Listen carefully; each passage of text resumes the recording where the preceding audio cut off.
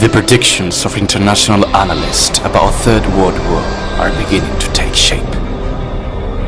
Nations will again face war in a global scale, plunging humanity again into the chaos and disaster.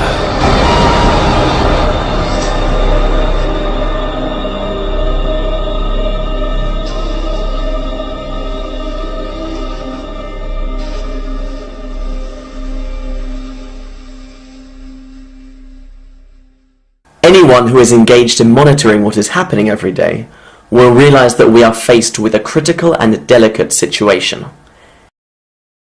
An economic crisis which since 2008 has been sinking economies and impoverishing developed countries. The appearance of conflicts facing the world's major powers are the main topics that cause not only political experts, but also many ordinary people to worry about the very real possibility that we will find ourselves in the outbreak of a new global conflict. The war in Syria started in 2011 between the Syrian government and the rebels, involving crucially Russia and the United States, with Putin supporting Bashar al-Assad and Obama supporting the rebel side. Russia is not willing to allow the US and its allies to invade Syria, since in addition to Syria being an important ally of Russia, Russia has a naval base in the Syrian city of Tartus, making Syria strategically important for Russia in the Middle East. Not only does Syria have the support of Russia, China and Iran are other allies of Assad who are not willing to see the West invade Syria. Russia has for a long time provided military equipment to the Syrian army and sent warships to the area, recently also adding air support to the forces of Assad, as well as the sending of troops by Iran. On the other side are the alliance of America and their allies, bombarding Syrian territory and supporting the rebel enemies of Assad. Therefore, a clash between these powers and the attacks that are happening, or a clear ground invasion by the White House and NATO in Syria, would almost certainly lead to the worsening of the conflict, pushing other major nations to enter and cause the outbreak of a war on a large scale. Something similar is happening with the conflict in Ukraine. A conflict started in 2014 by the annexation of Ukrainian territories by Russia, with the ensuing confrontation between the forces of the Ukrainian government and the pro-Russian rebels. Since then, a race has happened in which Russia has been, according to reliable sources, sending troops, tanks and weapons to the pro-Russian separatists, while the European Union, together with NATO and the United States, have been doing the same thing with the government of Ukraine, a conflict that faces principally the US and Russia, as well as the European Union and NATO. Despite no direct conflict having yet occurred, from the year 2013, tensions have heightened between the two Koreas, even reaching the breaking of the Armistice of 1953, which had set in stone the non-aggression between the two countries. The North Korean regime of Kim Jong-un is carrying out several nuclear test detonations, not only as a show of force, but as a response to the economic sanctions that the UN has applied to this country, and the maneuvers of American and South Korean combat forces underway in waters close to North Korea. The resumption of a conflict between North Korea and South Korea, with the participation of the US supporting the latter, would also likely see the involvement of Russia, and especially China, supporting the North Korean regime. Iran's nuclear program, which the government of Iran says has the objective of improvements to healthcare, has made powers such as Israel and the United States suspicious, arguing that the true purpose of the program is to create nuclear bombs to attack their respective countries, leading these countries together with Europe to enforce economic sanctions against Iran to deter them from building their suspected weapons of mass destruction. This situation has led to escalating tensions, especially between Iran and Israel, with the latter declaring itself willing to attack Iran to stop its nuclear program. Arguably, the worst outcome would be that the US and Israel invade Iran. Russia and China would likely also support Iran without hesitation. We should also note the complex diplomatic situation between the US and Venezuela. The economic crisis, which has for several years consumed Venezuela, has resulted in bloody protests against the government of Nicolas Maduro, with the United States punishing it with harsh economic sanctions. If the US attempted to invade Venezuela under the pretext of protecting the civilian population, a serious conflict could begin that would involve other allies of Venezuela, including several Latin American countries, as well as possibly also Russia and China. If we consider all these rising diplomatic tensions and potential conflicts confronting the world's major powers, along with the global economic crisis we are suffering, it is not difficult to imagine the outbreak of a world war on an unprecedented scale. But should we really be worried? Or will the outbreak of this global conflict just be a distant possibility, even with all these conflicts and tensions? There have been countless localized conflicts since the end of World War II, so why should we listen to pessimism and alarmist warnings? Arguably, the best way to understand whether the most powerful nations are considering the possibility of war is to look at what decisions they are making. For example, the Chinese government is without transparency, increasing its military strength and expanding its territory in the sea and air, multiplying its military budget by 4 in 10 years, and heightening tensions with rivals such as Japan, South Korea and the US. China has also increased its rice imports from 575,000 tons of rice in 2011 to 2.6 million tons in 2012. What is alarming about all of this is that all of this imported rice is being stored. The Chinese government has in recent years been building huge cities with the capacity for 64 million people, already completed but still uninhabited, built in areas far from existing settlements, for example in the Mongolian desert. Notably, Russia built 5,000 underground shelters in Moscow in 2012. Russian government officials have stated that these bunkers are for the general population, and this project is carried out by way of caution, and not as a way of creating panic about future events. On the other hand, Europe has quickly designed, built, and equipped the so-called Doomsday Seed Vault in Svalbard, Norway, which contains tens of thousands of seed varieties. It can reasonably be assumed that these seeds are being preserved in case of a major event, such as a nuclear war or a natural disaster. Russia, for its part, is also creating a warehouse with the DNA of virtually all living beings on Earth, and some already extinct, through the Moscow State University. The project seeks to collect DNA from all beings existing to freeze and preserve them, and has financial support from the Russian government of $194 million. On the other hand, the government of the United States has been accumulating tens of millions of emergency meals and other supplies, regionalizing their emergency nationwide distribution centers. The government has also bought nearly 2 million units of ammunition in recent years, and the Pentagon has been actively developing and practicing live simulations for situations from economic collapse to large-scale and consistent civil unrest. Since 2012, Russia has begun modernizing its missile system, producing S-400 Triumph missiles, which are surface-to-air missiles, with bases located in coastal and border areas of the country.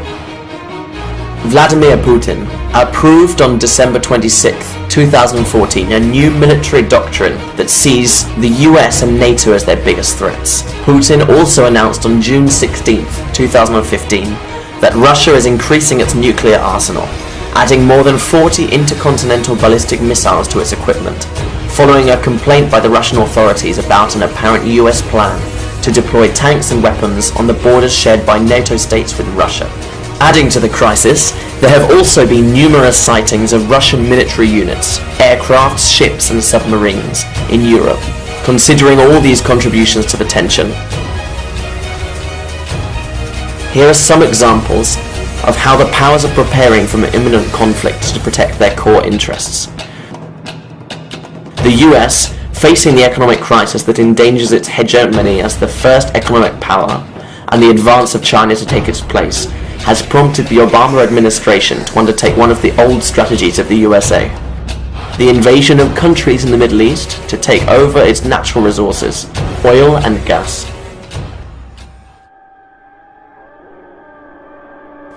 And for this reason, the US has her eye on countries such as Syria, Iran and Venezuela, countries rich in oil and gas. Venezuela has the world's largest reserve of oil and Iran the fourth largest. The United States is well aware that it needs these oil reserves to retain its position as first world power against the rise of China and Russia, countries, incidentally, which have important trade agreements with Syria, Iran and Venezuela.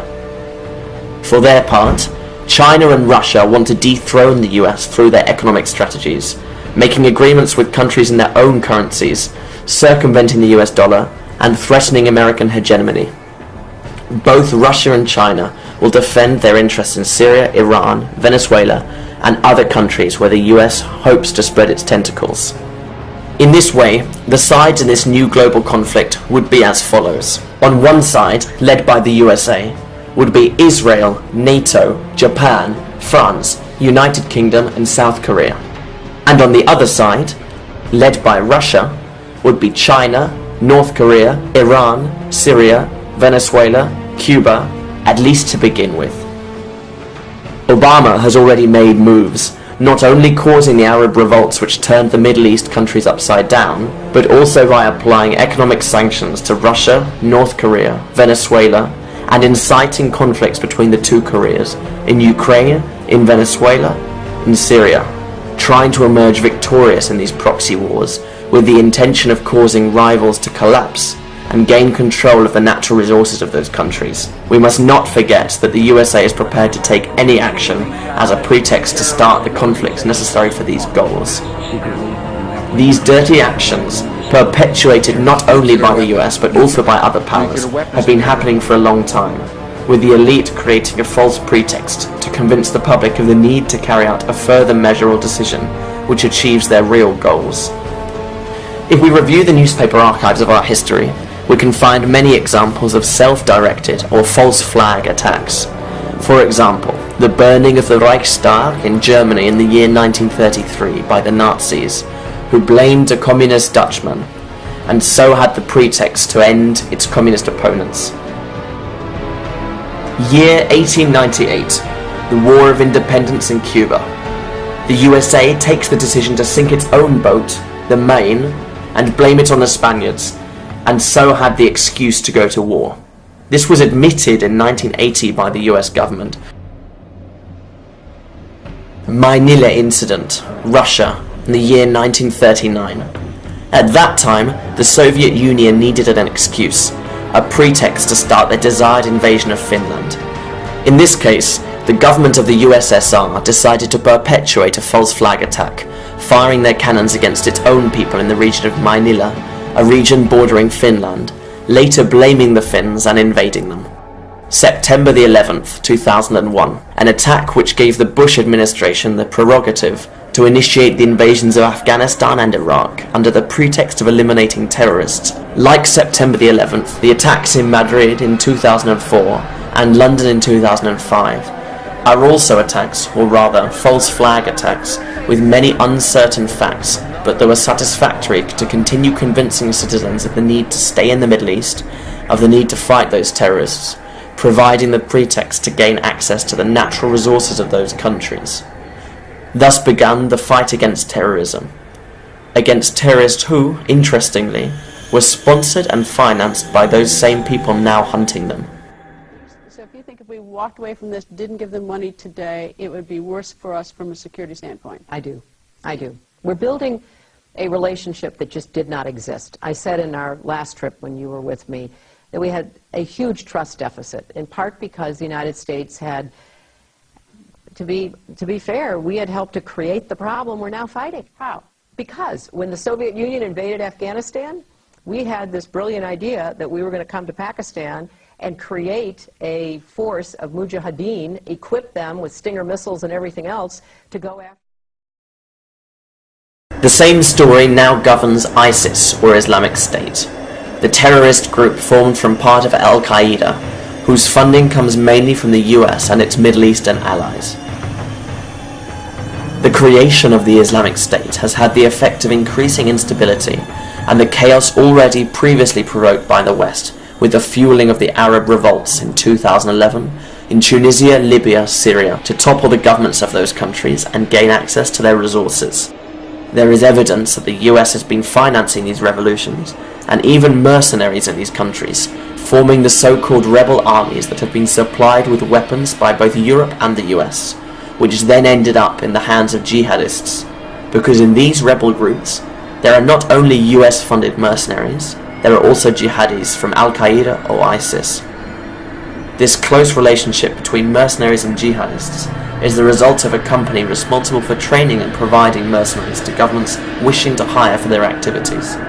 A company who curiously calls itself ISIS, standing for Integrated Systems Improvement Services. It is a company that offers security, intelligence, technology and training to governments and private companies. This company is strategically positioned around the world, with a team of highly accredited management staff. After the emergence of ISIS and the consequent disclosure of this information that connects the company with a terrorist group, the company decided to change its name, called at present SIS, Special Intelligence Service, as a way to distance themselves from that more than suspicious coincidence. Israeli Prime Minister Netanyahu has stated on several occasions that Iran has been financing terrorist groups, thus implicating Iran in a possible nuclear false flag attack in which Iran would have allegedly provided nuclear weapons to jihadists.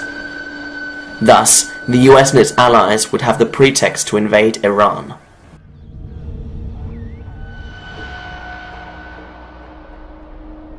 While our leaders can become extremely ambitious and capable of wrongdoing in the pursuit of their own interests, surely no one could be interested in the outbreak of a Third World War, which would likely be nuclear, and cause untold destruction and chaos? Truly, we do not know how many countries will be directly affected in this war, but if something can be glimpsed in this world war, as in the two before it, there is something more than mere interest. In this war there would be no winning countries. The only winners would be those who really pull the strings, those who are above the political class and that use others as puppets to achieve their goals. The economic and financial elite. And although large employers are found in this elite, bankers for example, that would be seriously damaged by a global nuclear war, the real elite has objectives that are not economic but rather about power and control. This elite, led mainly by multi-billion-dollar families such as the Rockefellers, Rothschilds and Morgans, which over time have been harvesting power, both economic and political, through their financial institutions and companies, have been and are the drivers of the world wars and dirty operations to expand their tentacles where they see fit. Through the instigation of these world wars, the elite has not only been increasing economic benefits, but expanding its control over the system, achieving concrete goals that would lead them slowly to their ultimate goals with every war. But what would be the goals of the elite in this new world war? Firstly, reduction of the population. Personalities such as David Rockefeller and Bill Gates have expressed concern about the number of human beings that inhabit the planet, and the need therefore to reduce the world's population. They say that we are already almost 8,000 million and growing, in a world of finite natural resources.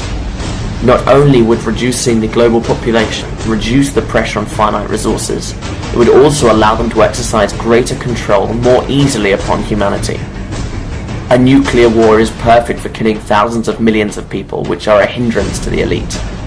Those countries that are not affected directly by the conflict, for example from the fall of nuclear weapons, will be severely affected by the null presence or shortage of food, which will result in madness among citizens, killing for the last remaining resources, or simply starving to death. Secondly, end states and completely sink the global economy. One of the important goals with this world war is the destruction of states, which is necessary to sink economies, increasing employment to 100%, causing money to lose its value, and ferment panic and chaos in the citizenship, who would have to compete forcibly for the last food in the supermarkets to survive, creating serious unrest among every population. This will lead to a political power vacuum, and thus people will be left without political guidelines, without anyone to maintain order in each country, creating an international situation of lack of control, which will cause humanity to be more receptive to the introduction of a new world order. At this point, it is important to consider the mass migrations that are occurring in Europe by people affected by conflicts, particularly in Syria, which could lead to the collapse of the European states and ultimately chaos and division. Thirdly, destruction of morals. This Third World War could also cause the collapse of morals, values, even hope of the human being, bringing him to despair and nihilism. In this way, the population will be more easily tempted by any form of order that can offer a return to hope and values.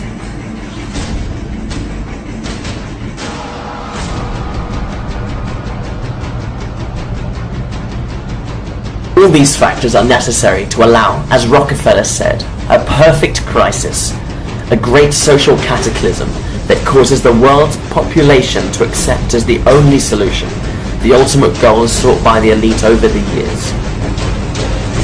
The creation of a world government. A world government as the only alternative to all that evil, under the promise that with such union of all countries and civilizations under a single state, there will be no more wars or problems between human beings. While this may sound like something beautiful and for the benefit of all, behind it lies the macabre intention to bring humanity under total control, powerless except to serve this group of elites. But don't the elite control humanity already? Well, it certainly has achieved through capitalism a way of life to its benefit and a reach over almost all countries. However, they want absolute control over us, and to reduce much of the world's population, making that control easier and consistently more viable, and putting an end to the incessant rise of the population that could result in so much instability. The Third World War is also necessary, as an economic crisis alone is unlikely to result in the necessary uprising on an international level. But in who are we going to place our confidence after all this chaos? After so much corruption, injustice, and evil by the financial and political elite? In the same puppet politicians, which together with the financial elite have led us to this hell? We know they're going to provoke a new world war to create this ambitious world government, but who will lead it? The last part of this video is a theory about what could happen after the Third World War to carry out the creation of the world government. We present it as a hypothesis in which you can decide to believe right now or not, but we recommend you don't forget it. We live in a system not only of criminals and murderers, but in a hidden system. A system that lies to us but also hides information. It hides from us discoveries of cures for diseases that supposedly cannot be healed, such as the cure for cancer. It hides technological advances, or the genetic manipulation of human DNA and animals. What would you think if I told you that all of the technology that we're used to seeing in films, or that some people claim to have seen believing they are extraterrestrial technology, is technology actually created here on Earth by governments?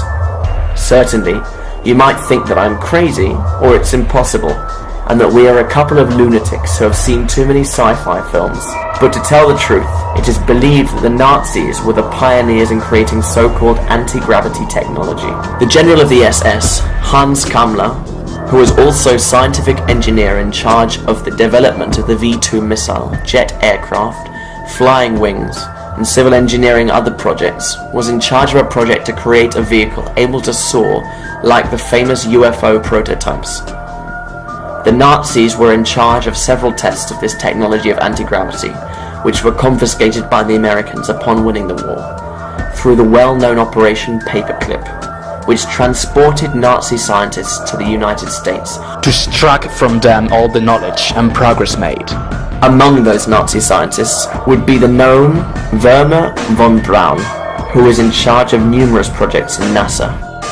We must wonder what will come of all this information with the Third World War, and why the elite hides it from us.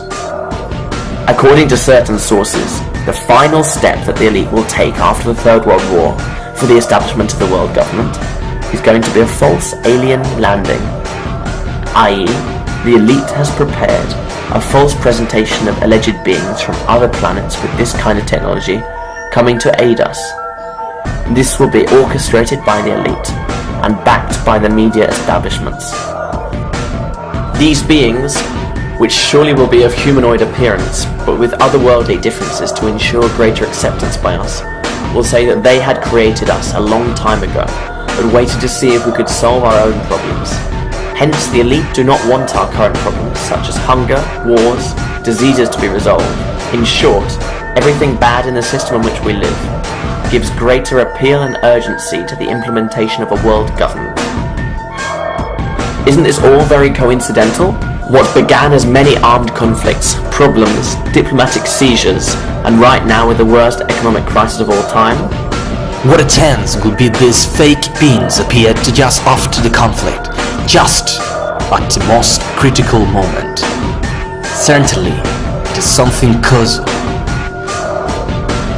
It is understandable if this appears paranoid and lacking in credibility. But if we examine the system in which we live, and look at the constant bombardment of media and film about the hypothesis of life on other planets, through series, films, music, with even politicians and personalities of the church talking about it in a serious way, we realise that there is the intention to convince us of such an idea. If you think that no one would believe this extraterrestrial farce, I present you with a historical example. On October 30th, 1938, a radio show in New York issued a false story about an alien invasion, transmitted by the broadcaster Orson Welles. This program came to be a dramatization of a book called The War of the Worlds, but broadcast as if it were real news. The result was that thousands and thousands of people fled New York from these alleged attacks. If back then it was a success, imagine what could happen today with all these operational technologies and humanoid beings created in laboratories. People who have claimed this farce of an alien landing include the scientists from NASA, Wernher von Braun, who before dying warned that the elite had prepared a false landing of extraterrestrials as a final strategy to attract the masses toward a world government, and Bill Cooper, a former member of the US military killed by police in 2001, who claimed that UFOs are technology which was created on Earth a long time ago and kept hidden specifically for this theatrical farce. We do not know if this hypothesis of fake aliens is true, and so we present it as a hypothesis that you can decide whether to believe in or not, but we recommend you don't forget that this false extraterrestrial landing might occur, and that you avoid falling into its trap.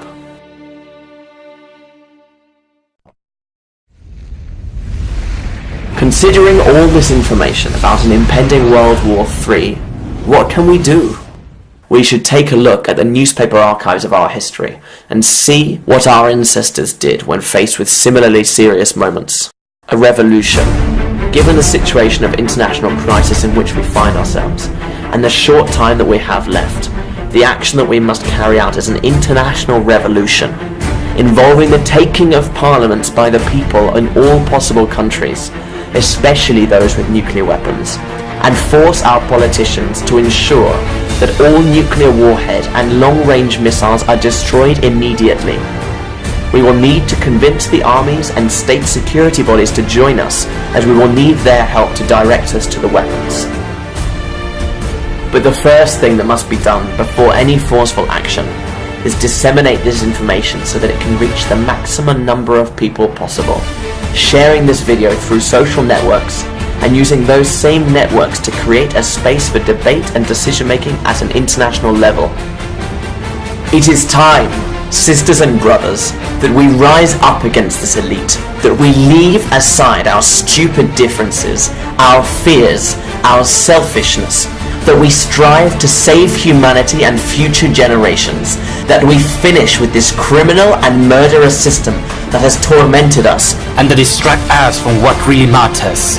We have to spread this message and to carry out an international revolution to stop this Third World War.